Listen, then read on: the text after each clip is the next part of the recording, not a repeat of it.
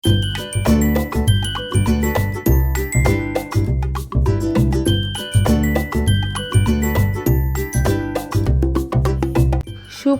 কেমন আছো আমার প্রিয় বন্ধুরা? আশা করি তোমরা অনেক ভালো আছো।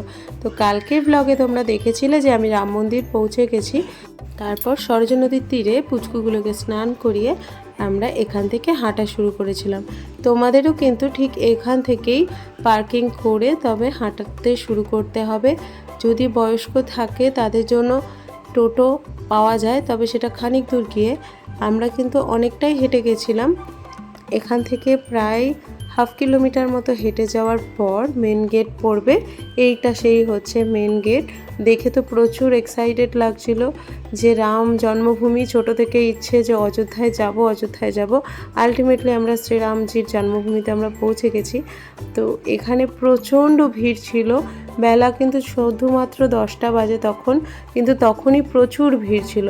অনেকেই হেঁটে যাচ্ছিল, কিন্তু এত রোদ্দুরে আমাদের হেঁটে যাওয়া সম্ভব হচ্ছিল না। তো সেই জন্য পুচকুগুলোকে নিয়ে একটা টোটো নিয়ে নিয়েছিলাম।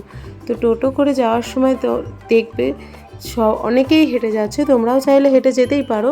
কিন্তু এখান দিয়ে হেঁটে যাওয়া এত রোদ্দুরে সত্যিই দুঃসাধ্য। একটা গাছপালা কিচ্ছু নেই, কোনো ছাওয়া। আর আমরা সাথে ছাতাটাও নিয়ে আসিনি। আসলে আমরা বুঝতেই পারিনি যে এরকম হতে পারে বা কিছু। অনেকেই দৌড়ে দৌড়ে যাচ্ছিল, কেননা হাঁটতে আর পারছিল না অনেকেই। তো তারপরে আমাদের সেই জন্য নিয়ে নিতে হয়েছিল ওখান থেকে একটা ই রিক্সা ছাড়া যাওয়া অসম্ভব ওখানে। আর বাইক যায়, আর ভিভিআইপিদের জন্য গাড়ি রয়েছে। তো আমরা তো কোনো ভিভিআইপিও ছিলাম না, তো সেই জন্য গাড়ির বন্দোবস্ত আমাদের হয়নি। আর এখানে বসে বসে শ্রীরাম জয়ধ্বনি দিয়ে যাচ্ছিল খানিক বাদে বাদে। রাস্তার ধারে তোমরা প্রচুর কিশমিশ দেখতে পাবে। তো এখানে অনেক রকম ড্রাই ফ্রুটস বিক্রি হয়, আমি দেখছিলাম।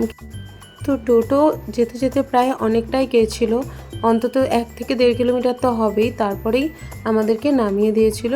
তো এখানে একটা মন্দির ছিল সাইডেই। এটা কি মন্দির ঠিক দেখে উঠতে পারিনি। তো ভেতরে আমরা যাইও নি, আসলে দেরি হয়ে যাচ্ছিলো। আমাদের সাথে যে দাদা গেছিলেন উনি বলছিলেন যে একটু তাড়াতাড়ি গেলে তাড়াতাড়ি দর্শন হয়ে যাবে, হনুমান গাড়ি বন্ধও হয়ে যেতে পারে। তো সেই জন্য আমরা একটু দৌড়ে দৌড়েই যাচ্ছিলাম। এখান দিয়েও অনেকটা প্রায় হাফ কিলোমিটার মতো হেঁটে যাওয়ার পর আমরা পৌঁছেছিলাম হনুমানগড়ি, যেটা দর্শন করেই তোমাদেরকে রাম মন্দিরে যেতে হবে সেটাই বলেছে সবাই এখানে। কেননা আগে হনুমানগড়ি দর্শন করাটাই শুভ। তো আমরাও সেই জন্য লাইনে দাঁড়িয়ে পড়েছিলাম। প্রচণ্ড রোদ্দুর, দেখতেই পাচ্ছ, কোনো শেড নেই, কিচ্ছু নেই। সবাই এখানে ঘন্টার পর ঘন্টা দাঁড়িয়ে রয়েছে। আমরা প্রায় 12:30টার মতো দাঁড়িয়েছিলাম এখানে। তারপরে রিশু প্রচণ্ড কান্নাকাটি শুরু করেছে, তো ওকে খাইয়ে নিয়ে আমরা চলে এসেছিলাম রাম মন্দির দেখার জন্য। কেননা এটা প্রায় 1টার সময় খুলবে। অতক্ষণ অপেক্ষা করা 12টা থেকে 1টা পর্যন্ত অসম্ভব প্রায়। আর এতটা রাস্তা কিন্তু ক্রস করে আসতে গেলে প্রায় 3 কিলোমিটার আসতে হবে। তো তোমরা সেই জন্য ভেবে চিনতে যে কিভাবে আসবে সেটা চিন্তা করে তবেই তোমরা এসো। আর বয়স্কদের আমি বলবো একদমই এনো না, কেননা বয়স্কদের এখানে নিয়ে যাওয়া খুবই দুঃসাধ্য। প্রচণ্ড রোদ্দুর, কোনো শেডের ব্যবস্থা নেই, আর খালি পায়ে তো আরও হেঁটে যাওয়া দুঃসাধ্য। মানে রাস্তার মাঝে মাঝে এরকমও হয়েছে যে পিচ পর্যন্ত গলে গেছে, এরকম এত গরম হয়ে রয়েছে। আর এখন আমরা ঢুকছি মেন গেট দিয়ে রাম মন্দিরের উদ্দেশ্যে। হ্যাঁ, এটাই লাস্ট যে গেটটা আমি তোমাদের দেখালাম, এটাই রাম মন্দিরের মেন গেট। আর এখান দিয়ে হালকা হালকা শেড করা আছে, কিন্তু যেখান দিয়ে মানুষ চলাচলের ব্যবস্থা নেই, ওখানে বসার জন্য একটু রেস্ট নেওয়ার জন্য ব্যবস্থা করা রয়েছে। রাম মন্দিরের সাইডের পাঁচিলগুলো কিন্তু এখনও তৈরি হয়নি, এগুলো সবই নতুন করে বানানো হচ্ছে। আমি জানি না আগে কিছু ছিল কিনা, কারণ আমি কোনোদিন যাইও নি আর কারোর মুখে শুনিও নি যে কীরকম ছিল বা না ছিল। তো সবটাই নতুন করে তৈরি হচ্ছে। বাচ্চা নিয়ে আসতে চাইলে খুব সাবধান, একদম ভোর রাতে বেরোনোই উচিত। আমাদের পুরো বিধ্বস্ত অবস্থা, এখন 12:30টার মতো বাজে। হনুমান গাড়িতে আমরা দর্শন করতেই পারিনি, এতটাই ভিড় রয়েছে। সেটা 1টার সময় খুলবে। প্রচণ্ড রোদ্দুরে আর দাঁড়ানো যাচ্ছে না। আমরা সেই জন্য রাম মন্দির দর্শনে এসেছি আগে। চলো, এখানে অবশ্যই স্টে করো, বা স্টে যদি নাও করো একটু তাড়াতাড়ি বেরিয়েও। আমরা জানতাম না, জানলে অবশ্যই তাড়াতাড়ি বেরোতাম। চলো, দেখা হচ্ছে মন্দির প্রাঙ্গণে। হয়তো ভেতরটা দেখানো যাবে না, যতটুকু দেখানো যায় চেষ্টা করবো দেখানোর। তো এখানে অনেকেই অসুস্থ হয়ে পড়েছিল যারা রেস্ট নিচ্ছিলেন। একজন আঙ্কেল তো একেবারে অসুস্থ হয়ে পড়েছিল। তো আরেকটা জিনিস যেটা আমার বাজে লেগেছে, যেখানে অসুস্থ হলেও হেল্পের কোনো ব্যবস্থা নেই। ওনাকে অনেকক্ষণ ধরে আমরা দেখলাম ওখানে বসিয়ে রেখে দিয়েছিল, জাস্ট একটা হুইল চেয়ার প্রোভাইড করা হয়েছিল। তো তারপরে আমরা এখানে লাইন দিয়ে চলে যাচ্ছি ব্যাগ চেকিং করতে। তো বড় ব্যাগ তো হনুমানগাড়িতেই আমরা রেখে এসেছিলাম, ছোট ছোট যে ব্যাগগুলো সবার কাছে ছিল সেগুলোরও চেকিং হচ্ছিল।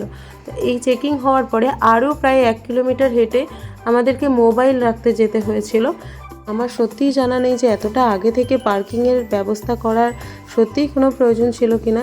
তোমাদের এটা ঠিক লাগলে অবশ্যই কমেন্টে জানিও, আর যদি সত্যিই বাজে লাগে সেটাও কমেন্টের মাধ্যমে জানিও। আর আমি চাইবো সবাই একটা করে শেয়ার করো, যাতে অ্যাটলিস্ট প্রশাসনের দৃষ্টিতে আসে যে অনেকেরই সমস্যা হয় এখানে, আর প্রচুর দেখেছি এখানে সমস্যা হচ্ছে, সবাই অসুস্থ হয়ে পড়ছে। তো চলো এবারে আমরা মোবাইলটা রেখে পুজোটা দিয়ে নিই, তারপরে তোমাদের সাথে আবার কথা বলছি। আর তোমরা প্লিজ একটা শেয়ার করো যাতে সবাই এটা জানতে পারে। চলো পুজো দেওয়া শেষ, আবার মোবাইল নিয়ে আমরা যাচ্ছি হনুমানগাড়ি মন্দিরে, ওখানে দর্শন করার জন্য। প্রচণ্ড ভিড়, প্রচণ্ড ভিড়, তো আর বাচ্চা না অনেক হচ্ছে।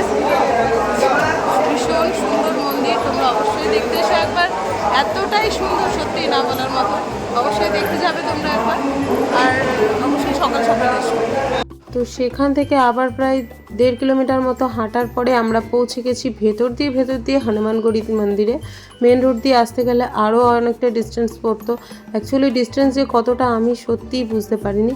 আর এখানেও প্রচণ্ড ভিড়। আমরা পেছনের ভিভিআইপি গেট দিয়ে কোনো রকমে ঢুকে আমরা এখানে পুজো দিতে এসেছি, তখনও মন্দির প্রায় বন্ধ হয়ে যাচ্ছিল। আমি বুঝতে পারলাম না যে এখানে বাইরে কেন এত লোক দাঁড় করিয়ে রেখেছে, ভেতরে কোনো সিস্টেম নেই, কিছু নেই, যে যার মতো ঠেলাঠেলি করে পুজো দেওয়া হচ্ছে ওখানে। তো দু জায়গারই সিস্টেম বলবো প্রচণ্ড খারাপ। তোমরা অবশ্যই এমন টাইমে এসো যে টাইমে ভিড়টা একটু কম থাকে। আর মন্দির এখনও কিছুই কমপ্লিট হয়নি, অর্ধেক কমপ্লিট হয়েছে। মন্দিরের এখনও প্রচুর কাজ বাকি, হয়তো 1.5 থেকে 2 বছর আরও লেগে যাবে, কাজ তো চলছেই। তো আমি আরও প্রশাসনকে এটাই বলবো যে এখানে অ্যাটলিস্ট শেডের ব্যবস্থা করা হোক, যদি কোনো রকমভাবে গাছপালা লাগানো সম্ভব না হয়। তো তারপর সেখান থেকে আমরা সোজা হাঁটতে হাঁটতে চলে এসেছিলাম পার্কিংয়ের জায়গায়, কেননা তারপরে আমরা কোনো রকম টোটো অটো কিছুই পাইনি।